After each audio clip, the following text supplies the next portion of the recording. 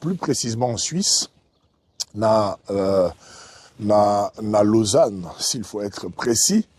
Mais seulement, je pense que Colombo va expliquer monsieur exactement ici quand Tozali. Eh ben, nous allons déjà vous dire pourquoi Tozan en Suisse. Eh ben, nous sommes venus ici parce que il a fallu Tolobisa Mutumoko, un homme très important, c'est le bishop Mathieu Gagnon.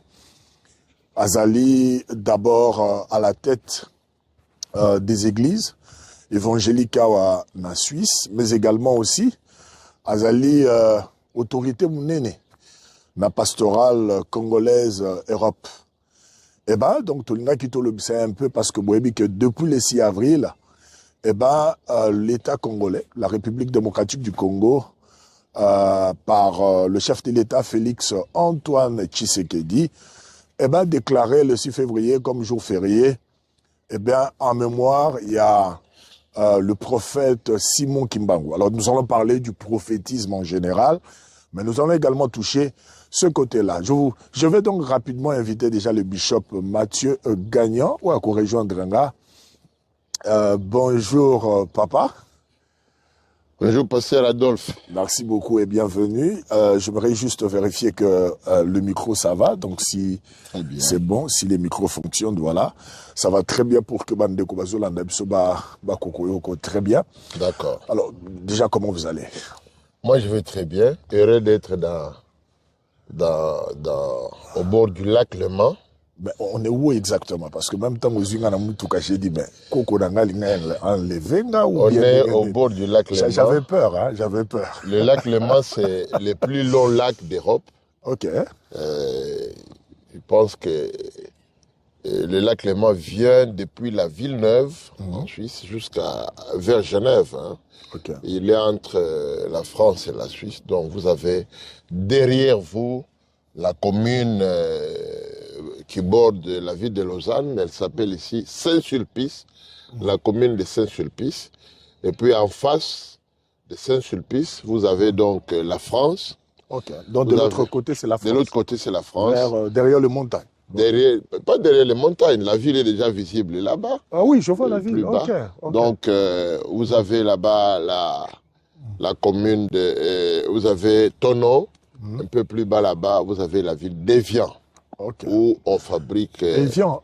l'eau Évian. Oui, ok, c'est le nom d'une ville. C'est le nom d'une ville. Française ou suisse? C'est une ville française. D'ailleurs, là où il y a eu les accords d'Évian, les accords qui ont déterminé la paix entre l'Algérie et la France lorsqu'il y a eu des guerres d'Algérie. Voilà. Alors, papa, c'est même pour qu'on sera bilingue, pour que les Congolais ne soient pas Kokolanda Bisso. Déjà, en fait, nous sommes très ravis de vous avoir avec nous, mais Tozé Penzako Lukayo, je ne sais pas si vous avez appris comme nous que le 6 avril, déclaré jour férié, en mémoire du prophète Simon Kimbangu. Ok. Eh ben, déjà, la personne, il vous dit quoi? Je suis très heureux que ce jour-là soit déclaré fête un des jours fériés congolais, parce que c'est d'abord pour rappeler le combat qu'a mené le prophète Simon Kimbangu. Simon Kimbangu, c'est un chrétien, c'est un homme important pour le Congo. Je crois que ce que les colons ont fait, ils ont amené l'évangile, la bonne nouvelle. Mais quand ils ont amené la bonne nouvelle au Congo, ils ne se sont pas demandé quels seront les effets de la bonne nouvelle. Or, lorsque la bonne nouvelle atteint le cœur d'une personne, elle transforme la personne, il y a des effets qui sont à côté de cette bonne nouvelle-là. C'est que les gens reçoivent la vie de Dieu, la vie de Jésus-Christ. Ainsi en a été le prophète Simon Kimbangu, qui était catéchiste de l'église baptiste et qui y a reçu le don de l'esprit, donc qui a été choisi aussi mandaté par Dieu. Il a donné un message important. Avant que l'on commence à parler, vous savez, nous sommes déjà dans le temps du colonialisme, mais aussi dans le temps de... un peu bilingue pour aider surtout... Vous avez un temps où déjà, Mundele a été colonisé, Bisso. Voilà. Mais ça qui peut temps où, comment dire, Oyo...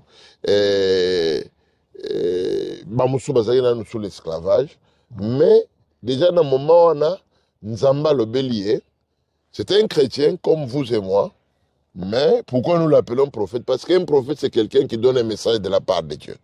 Nzamba lobeli alobi ke omundenge mindele bazawana. Place mindele bazali ba okoma batumindu ba okoma mindele. En réalité, voulait dire que dans le fonctionnement, Dieu allait transposer les rôles.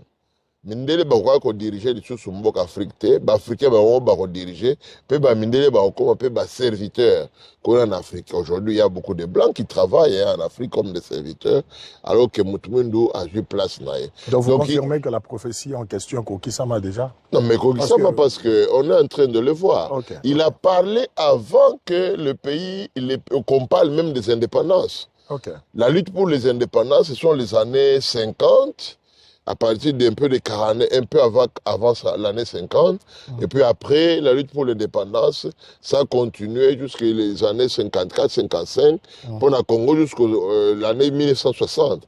Mais Kimbangu avait déjà prophétisé. Donc, il fait partie des gens, Oyo Banonsa, qui étaient Nzambe Nakosala Naye, malgré que vous êtes dans la souffrance aujourd'hui, mais Dieu vous annonce qu'un jour, votre pays, ou bien notre nation, l'Afrique sera libérée de la domination occidentale et que les Africains reprendront eux-mêmes, n'est-ce pas, la gouvernance. Voilà, prophète.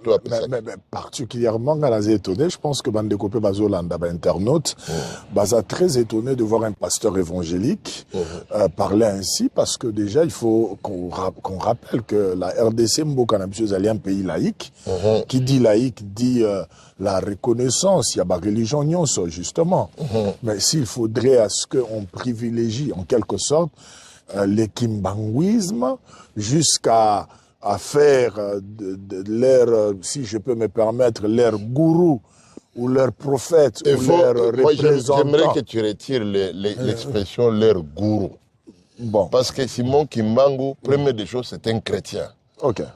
Église Oyasa, Oyatikaki, Soko Talibien, c'est l'église de Jésus-Christ par le prophète Simon Kimbangu. Donc, ça veut dire qu'il est d'abord chrétien. Et quand il est en train de donner ce message prophétique-là, ce n'était pas encore le grand prophète, mais c'est un chrétien qui travaille comme catéchiste, qui a travaillé aussi dans l'administration, et ainsi de suite. Mais Mouton Nzambe a passé un message. Dieu, pour donner un message à l'humanité, il ne choisit pas selon Nzamba pour rater Ndengenabiso, c'est-à-dire selon notre choix. Dieu choisit parce que c'est lui qui nous connaît. Il a choisi Simon Kimbangu, Aebaki Mutema. Donc, on vous entend parler que c'est comme si vous dites qu'il était serviteur de Dieu. Hein? Non, mais il était réellement serviteur de Dieu. Tout le travail, Rolo Bakokopé, en ce temps-là par les colons, c'était que catéchiste, c'est-à-dire que Bible. Mais pourquoi de tout le temps vous avez combattu le kimbanguisme? Moi, personnellement, si vous reconnaissez. D'abord, ça peut être aussi par ignorance, mais il faut faire la différence entre le kimbanguisme et le prophète Simon Kimbangu. Allez-y. C'est un élément très important. Il faut nous éclairer. Simon Kimbangu, c'est un chrétien à qui Dieu a utilisé à Ponakié pour appeler ce message à libération africain. Que Batu, malgré que Bazaki Nakati n'a pas participé bombo à Bamindele, mais un jour, Nzamba Kosala, pe barole kozala changer ba africain ba moko ba ko diriger ba ko reprendre ba rôle dirigeant ezalaki na ba pays africain. Ça c'est le prophète Simon Kimbangu. Son message est important. C'est un homme qui a vécu beaucoup de miracles, il priait Dieu, il priait Jésus. Donc c'était un chrétien d'abord. Et moi mon église na ya tikaki ba benga kango église de Jésus-Christ par le prophète Simon Kimbangu. Maintenant, le kimbanguisme, c'est le mouvement qui vient après lui. Ça veut dire quoi? Ça veut dire que dans ce mouvement-là, il y a l'axe politique. D'abord, par exemple, moi, Nanaye, Diangena Kontima, Zalaki, aussi parmi les évolués de ce temps-là, qui ont milité pour l'indépendance. Il a eu à avoir la capacité à combattre l'église Wana Kimbangiste. Maintenant, après tout prophète, il y a tout mouvement. Je prends un exemple. On dit un mouvement branamiste parce que c'est parmi des mouvements prophétiques aussi qui se reconnaissent. Branham était chrétien, il prêchait Jésus, il a fait son travail. Mais aujourd'hui, on voit des branamistes qui croient que Jésus, que Branham lui-même est Jésus, qui croient que Branham c'est Abraham, qui croient que Branham est Dieu. Et lui-même avait déjà averti en disant que chaque fois que Dieu envoie un homme, n'est-ce pas, après le travail de cet homme-là, parce qu'il y a toujours le surnaturel dans le travail d'un homme de Dieu, nous allons remarquer que Batou, Bazar a tendance à idolâtrer. Je prends un autre exemple. Lorsque l'apôtre Paul est appelé au ministère ensemble avec Barnabas, dans les premières villes qui vont arriver, à cause des miracles, du surnaturel que les gens vont voir, les gens, qu'est-ce qu'ils ont crié? Les dieux ont pris les formes humaines, sont venus auprès de nous. Tu l'as dit hier dans ton sermon. Ça veut dire que le kimbangisme, maintenant, ce sont les effets du ministère du prophète Simon Kimbangu. Misusu eko kende na nzela malamu, selon lui, misusu eko débordé pensée naye, bah, tu peux pas fabriquer, mais si aucun ne peut même musika. Mais il faut reconnaître que la personne du prophète Simon Kimbangu, il est un homme de Dieu. Première des choses, c'est un chrétien évangélique, comme moi. Et troisième élément, j'aimerais dire, c'est que c'est un homme qui a vécu beaucoup dans le surnaturel. Il a souffert pour notre pays, pour l'Afrique. Et l'histoire nous apprend que pas seulement lui a été déporté, mais l'ongolais na mboka na ye, la province na ye, ba même na place Moussoussou, ba ke ne konyo kole na prison. On a déporté beaucoup de personnes, beaucoup de familles. Ba même ba on peut na place Moussoussou, ba tumingi banyo koma. Mais on reconnaîtra un prophète lorsque ce qu'il aura dit, n'est-ce pas, s'accomplira. Ce qu'il avait dit, c'était quoi? Simon Kimbangu va mourir avant l'indépendance, mais son message reste parce qu'aujourd'hui, le Congo et tous les pays africains sont d'une certaine manière indépendants. Mais papa, entendre Makamba Bouye d'un pasteur évangélique, c'est quand même grave parce que je dirais pas qu'ils allaient idolâtrie, parce que aujourd'hui, tout un jour consacré pour un homme qui est déjà parti, alors que Dieu est le Dieu des vivants, mais pas le Dieu des morts. Vous semblez pas vous entendre à des attaques de vos collègues, de vos fils, les collègues, mais aussi de vos aînés. Non, les gens qui pensent comme cela, ils sont en erreur grave. Je viens de dire parce que la RDC est un État laïque. D'abord, État laïque, c'est pas nous qui avons décidé que la RDC est un État laïque. C'est le colon qui a décidé que la RDC est un État laïque. Si on veut être en règle avec nous-mêmes, la RDC aujourd'hui, République démocratique du Congo, c'est un pays qui est à 90% chrétien. Donc, si nous voulions mettre la pression parmi les fidèles dans le milieu des peuples, nous pourrions même en faire un pays théocratique. Mais ce n'est pas notre désir. Mais ce que je voudrais dire, c'est que le ministère et le prophète Simon Kimbangu, ils en ont deux aspects. Et aspect central du ministère, c'est politique. Okay. Parce que le message à Pessi, ce n'est pas un message normal. Ce n'est pas quelqu'un qui vient te dire, toi, le pasteur Adolphe, je te vois, dans 3 ans, Dieu va t'élever, il va te bénir, il t'enverra aux États-Unis bien enrichi, tu vas faire le ministère. Non. Son message est centré sur la nation, sur le pays et sur toute l'Afrique. Alobeli, Batu Moindo Nyoso, par rapport à Yamindele. Allez-y, continuez quand même. Moindo, et l'accès, ça par rapport à la race, en fait. Ça par rapport à la race. Non, parce que maintenant, comme on a la base comprendre. Donc, par rapport à la race, il y a Mindele. Alors, il y a un des prophètes à l'Obélag. Au moins, donc, ministère n'a un aspect central. À part le fait qu'il y a un côté Batou, Kobongo la Moutema, Kotambo na Kobanga Nzambe, côté Kamisala Mabe, ainsi de suite. Mais aspect mounen un ministère n'a ezali politique. Okay. C'est un prophète sur la nation et sur les nations africaines. Okay. Alors, un homme comme cela, donc le fait que Pessi journée wana, on reconnaît son combat politique. Mais nous avons dit que Lumumba est un héros. Lumumba, son travail ne peut pas être égalé au combat. Il y a le prophète Simon Kimbangu. Lumumba, ça fait partie. Il y a jeunes Obazaki mingi, Obabundaki, pour Namboke comme indépendant. Malheureusement, Lumumba est mort, n'est-ce pas, pour na Balinga quitté, comme il voulait, n'est-ce pas, Ako qui s'est indépendant, soit d'une manière pratique, il y a Balinga quitté. Mais, outre Lumumba, il faut topé ça Lumumba, le topé c'est même Musée Kabila, Laurent Désiré. Mais Oyo Asakolaki, Oyo a motivaki des milliers de personnes pour nous préparer Bango, pour nous faire conscience africaine, il y a que nous avons besoin de l'indépendance, que nous devons être indépendants et nous devons gouverner seuls notre pays. Alors, en ce moment-là, il faut pas ça valeur, va reconnaître Moussala Naye sur le plan spirituel et aussi sur le plan politique. Bishop Mathieu Gagnon, je pense que moi, personnellement, dans Bandeko Bazolanda, Bazo s'est rappelé que comparer Kimbangu à Lumumba, à Musée Kabila, à Mobutu ou à Étienne Tshisekedi, d'heureuse mémoire, voilà, comparer alors que Lumumba n'avait assumé post-Mogo de responsabilité, il n'a même pas été... Lumumba était Premier ministre. Hein. Non, je parle de Kimbangu, okay, voilà, merci beaucoup. Donc Kimbangu n'avait pas été même bourgmestre, même, je ne sais pas, chef du quartier. Il n'avait pas été Premier ministre, mais les comparer, Kocha Bango, na place Moko, vous semblez pas voir que c'est un peu... Non, on ne peut pas, voilà. on ne peut pas imaginer. C'est ça le problème. Les gens veulent respecter les conséquences.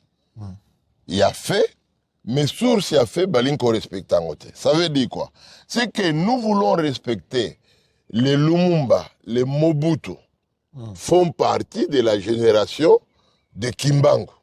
Des gens que Simon Kimbangu a affecté par son message. D'une manière ou d'une autre, message naïe et zaki ko raisonné katina mituna bango qu'il faudrait qu'on lutte pour l'indépendance. Mais nous voulons respecter Lumumba. Nous voulons respecter, n'est-ce pas, Mobutu.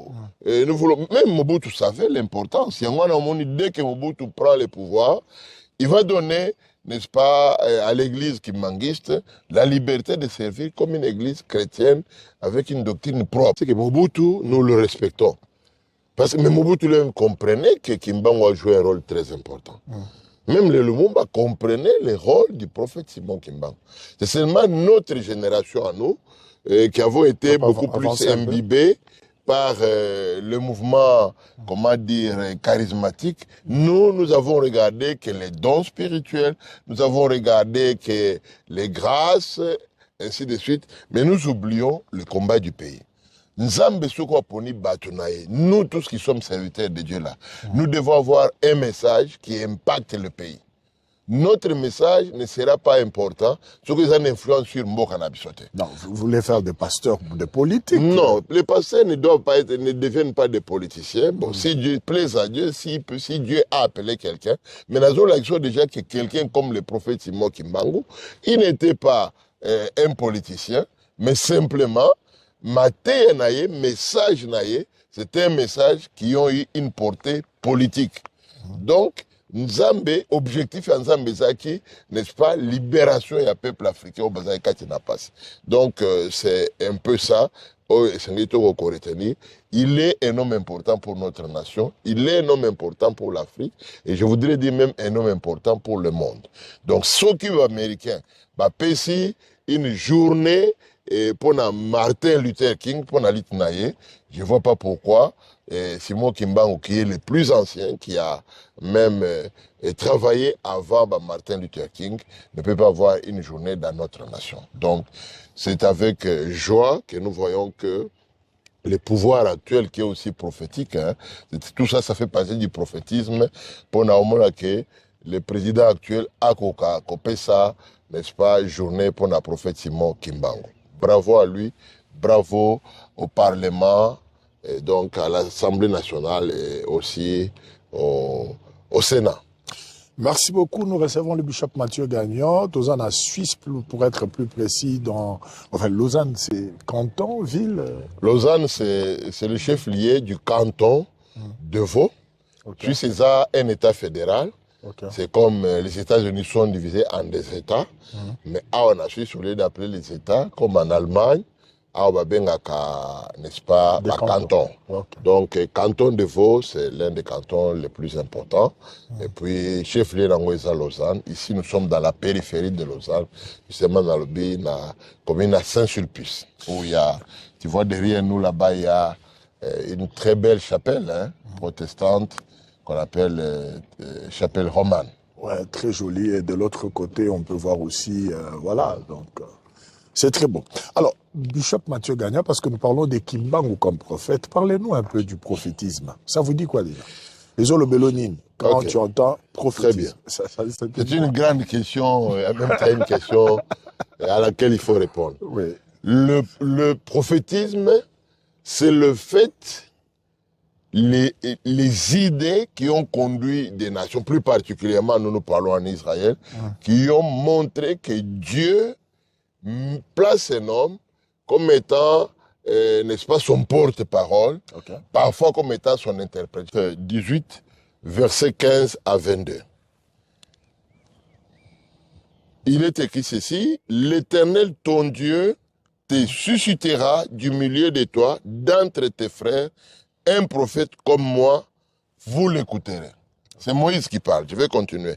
Il répondra ainsi à la demande que tu fis à l'Éternel, ton Dieu, à Horeb, le jour de l'assemblée, quand tu disais que je n'entende plus la voix de l'Éternel, mon Dieu, et que je ne voie plus ce grand feu, afin de ne pas mourir. L'Éternel me dit, ce qu'ils ont dit est bien.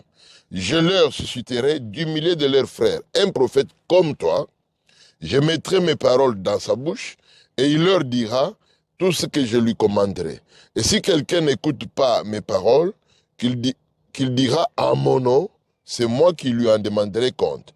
Mais le prophète qui aura l'audace de dire à mon nom une parole que je ne lui aurai point commandée, de dire ou qui parlera au nom d'autres dieux, ce prophète-là sera puni de mort. Peut-être diras-tu dans ton cœur, comment connaîtrons-nous la parole que l'Éternel n'aura point dite? Quand ce que dira le prophète n'aura pas lieu et n'arrivera pas, ça sera une parole que l'Éternel n'aura point dite. C'est par audace que le prophète l'aura dite, n'aie pas peur de lui. Donc, aux hommes que Moïse est en train d'enseigner le peuple d'Israël, nous avons une orientation par rapport au fonctionnement de l'église, Nathan ou Tokomi. Les prophètes doivent s'élever pour montrer comment est-ce qu'il y a la confusion dans les nations par rapport à leur comportement. Un prophète, c'est quelqu'un qui est proche du texte, n'est-ce pas, sacré. Il est proche de la Bible. Aïbike et komami boye et lobamaka boye. Batubakomi kotambola boye. Il faut que nous se baronne boye. Voilà les prophètes. Donc, les messages individuels ne sont pas interdits, mais je voudrais quand même déplorer qu'aujourd'hui, comme il y a venture rébellée, manque qu'on a, Ezali, ainsi de suite. Il y a beaucoup de choses, voilà. Mais j'en connais personnellement des vrais prophètes de la part de l'Éternel. De nos jours. De nos jours, de notre temps. Moi, je connais, peut-être je ne vais pas donner des noms. Je ne vais pas donner des noms, mais moi, je l'appelle toujours Blessing Prophet. Mais c'est quelqu'un qui a vécu dans ma maison pendant 6 mois et Makamu Mingi Ayebisa Kingai. Et Salamaka, Moussalanaye et Monanaka. Donc on sait reconnaître un prophète comme la Bible dit, nous l'avons lu. Lorsque d'abord ce qu'il aura dit va s'accomplir. Pour les lois comme il peut battre na audace, mane muto akoti boye na kati na sal. Abi mama ya kawa, azotala yo. Nengo za nzamba zotesanga koza mwana mwasi lukuta to solo. Mais maman ebi kaza mwana mwasi. Lui dit kaza mwana mwasi ne changera rien.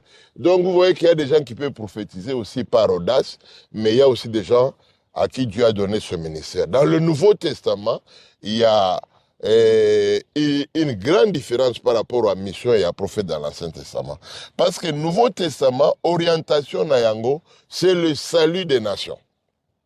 Jésus est venu pour annoncer le royaume de Dieu et pour préparer le peuple à communiquer le salut qu'il est venu accomplir dans sa mort. Lundi de Pâques, nous ne pouvons pas oublier que Jésus est venu, qu'il est mort pour tous les péchés, qu'il est ressuscité. Cela a été annoncé par les prophètes de l'Ancien Testament.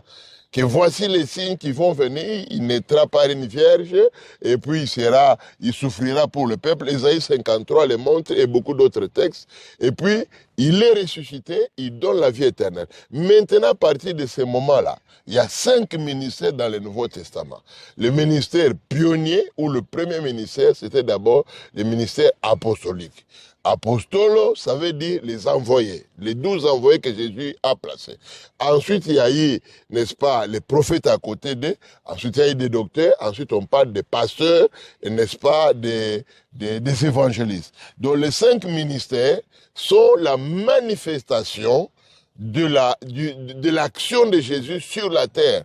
Après sa première venue sur la terre, Jésus est monté aussi là dans les droits de Dieu le Père, il intercède pour nous, mais son travail continue pour le salut de l'humanité. Ce travail-là est conduit par les 5 ministères que nous donne Éphésiens, apôtres, prophètes, docteurs, évangélistes et pasteurs. Alors, si nous voulons maintenant prendre la part du prophète, le prophète, c'est celui qui oriente le peuple, qui oriente l'Église.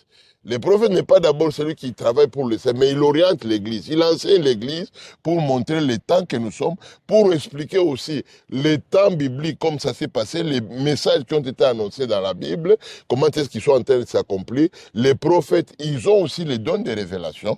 Ils ont les dons, n'est-ce pas, de la parole des connaissances. Ils ont le don de la prophétie, normalement, pour annoncer l'avenir, mais aussi pour annoncer ainsi dit l'Éternel.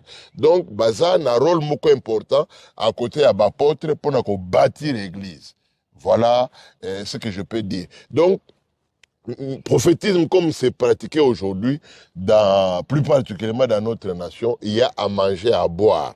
Mais je voudrais quand même dire que s'il y a des faux dollars, les vrais dollars existent. Nous ne pouvons pas annihiler le ministère prophétique. C'est vrai dans les textes, ça montre que le ministère des prophètes et docteurs sont 2 ministères par lesquels l'antichrist entrera, où l'esprit d'antichrist jouera. Donc on doit beaucoup faire attention. C'est pas non plus n'importe qui doit devenir prophète. Et puis pour servir Dieu, tout le monde ne doit pas être prophète. Mais néanmoins, ça fait partie des 5 ministères. Apôtres, prophètes, pasteurs, docteurs, évangélistes, les 5 ministères existent dans l'Église. On ne peut pas l'annuler, ça existe. Mais il faut que Merci beaucoup, Bishop Mathieu Gagnon. Merci, internaute Nabiso. Vous aurez remarqué que dans un Pembeni, il y a dépôt, il y a bibliothèque. Ce qui fait que, voilà, donc nous aurons l'occasion. C'est encore Bishop Mathieu Gagnon. Et vous allez suivre le numéro sur votre chaîne Microtrom TV. Donc, c'est encore Bishop Mathieu Gagnon. Mais écoutez, tout ça déjà un peu tard, ce qui fait que, voilà, donc, mon lit Kota, ça sera pas bien que tu peux une image Mouramala Mouté, et puis son, et que vous allez un peu perturber. Mais déjà demain, nous aurons encore le Bishop Mathieu Gagnon pour échanger autour de cela. Merci beaucoup, Bishop. Merci surtout de nous avoir... merci, Pasteur Adolphe, et puis merci à tous les internautes qui vous suivent,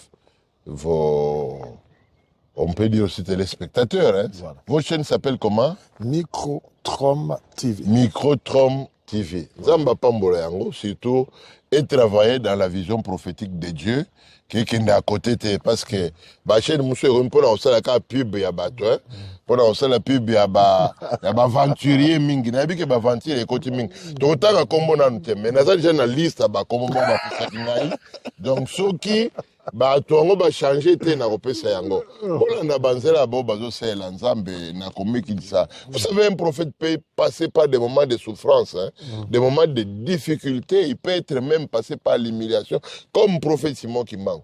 Il a souffert, il a été emprisonné, il est même mort. Mais message naïe est confité. Donc ne cherchons pas des messages qui plaisent aux gens. Il y a quoi attirer nango batu pembe na biso pour na ko dévier bangon évangile à Christ. Au contraire, annonçons la vraie parole de Dieu. C'est aussi le ministère de tous les chrétiens de prophétiser parce que la Bible dit la prophétie, c'est l'esprit de Jésus. L'Apocalypse. Merci. Merci beaucoup, Bishop. Merci. Que Dieu te bénisse, mon fils. Dieu vous bénisse. Vous croyez au miracle? je suis moi-même un produit miracle, donc je crois Rendez-vous demain. Rendez-vous demain. Rendez-vous demain. Que Dieu te bénisse. Merci beaucoup, Bishop. Merci. Merci.